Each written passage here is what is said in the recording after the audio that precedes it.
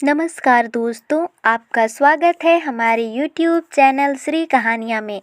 आज हम आपके लिए रक्षाबंधन से जुड़ी कुछ कहानियाँ और कुछ कहावतें लेकर आए हैं। तो वीडियो को पूरा ज़रूर देखें और साथ ही हमारे चैनल को सब्सक्राइब कर दें। तो चलिए शुरू करते हैं। भविष्य पुराण में कहीं पर लिखा है कि सबसे पहले इंद्र की पत्नी सची ने वृत्रसुर से युद्ध में इंद्र की रक्षा के लिए रक्षा सूत्र बांधा था। इसलिए जब भी कोई युद्ध में जाता है तो उसकी कलाई पर कलाया मौली या रक्षा सूत्र बांधकर उसकी पूजा की जाती है। देवी लक्ष्मी ने राजा बलि को अपना भाई बनाकर हाथों में अपने पति की रक्षा के लिए यह बंधन बांधा था और अपने बंधक पति श्री हरि विष्णु को अपने साथ ले गई थी। दूसरी कथा हमें स्कंद पुराण, पद्म पुराण और श्रीमद् भागवत पुराण में मिलती है। कथा के अनुसार भगवान विष्णु ने अदिति के गर्भ से वामन अवतार लिया और ब्राह्मण के भेष में असुर राज बलि के द्वार भिक्षा मांगने पहुंच गए। चूँकि राजा बलि महान दानवीर थे तो उन्होंने वचन दे दिया कि आप जो भी मांगोगे मैं वह दूंगा। भगवान ने बलि से भिक्षा में 3 पग भूमि की मांग की। बलि ने तत्काल हाँ कर दी क्योंकि 3 पग ही भूमि तो देना था। लेकिन तब भगवान ने अपना विशाल रूप प्रकट किया और 2 पग में सारा आकाश, पाताल और धरती नाप लिया। फिर पूछा कि राजन, आप बताइए कि तीसरा पग कहाँ रखूँ। तब विष्णु भक्त राजा बलि ने कहा, भगवान आप मेरे सिर पर रख लीजिए। और भगवान ने राजा बलि को रसातल का राजा बनाकर अजर अमर होने का वरदान दिया। लेकिन बलि ने इस वरदान के साथ ही अपनी भक्ति के बल पर भगवान से रात दिन अपने सामने रहने का वचन भी ले लिया। भगवान को वामन अवतार के बाद पुनः लक्ष्मी के पास जाना था, लेकिन भगवान ये वचन देकर फंस गए और वे वहीं रसातल में बलि की सेवा में रहने लगे। उधर इस बात से माता लक्ष्मी चिंतित हो गईं। ऐसे में नारद जी ने लक्ष्मी जी को एक उपाय बताया। तब लक्ष्मी जी ने राजा बलि को राखी बांध अपना भाई बनाया और अपने पति को साथ ले आई।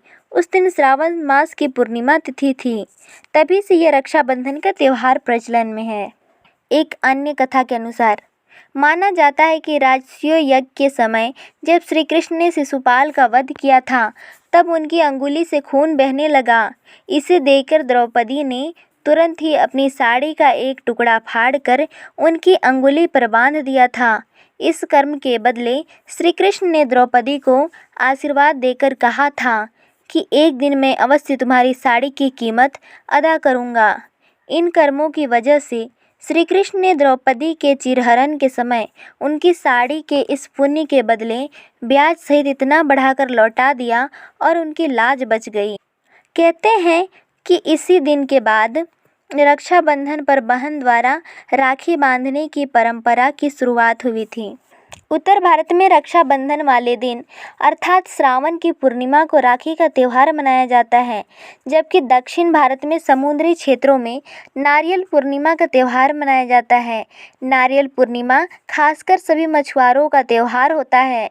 मछुआरे भी मछली पकड़ने की शुरुआत इसी दिन से भगवान इंद्र और वरुण की पूजा करने से करते हैं। पूजा के दौरान विधिवत रूप से उन्हें केले के पत्तों को समुद्र किनारे नारियल अर्पित किए जाते हैं। इसलिए इस राखी पूर्णिमा को वहाँ नारियल पूर्णिमा भी कहते हैं। दक्षिण भारत में यह त्यौहार समाज का हर वर्ग अपने तरीके से मनाता है। इस दिन जनेऊ धारण करने वाले अपनी जनेऊ बदलते हैं। इस कारण इस त्यौहार को अभितम भी कहा जाता है।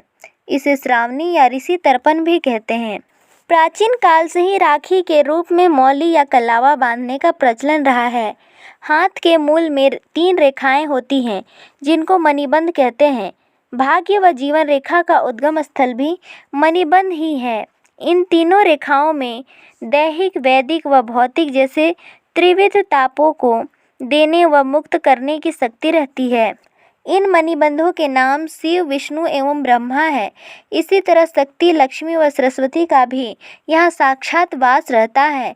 जब हम कलावा का मंत्र रक्षा हेतु पढ़कर कलाई में बांधते हैं तो यह 3 धागों का सूत्र त्रिदेव व त्रिशक्तियों को समर्पित हो जाता है, जिससे रक्षा सूत्र धारण करने वाले प्राणी की सब प्रकार से रक्षा होती है। शास्त्रों का ऐसा मत है कि मौली या राखी बांधने से त्रिदेव ब्रह्मा, विष्णु व महेश एवं तीनों देवियों लक्ष्मी, पार्वती व सरस्वती की कृपा प्राप्त होती है। ब्रह्मा की कृपा से कीर्ति, विष्णु की कृपा से रक्षा तथा शिव की कृपा से दुर्गुणों का नाश होता है।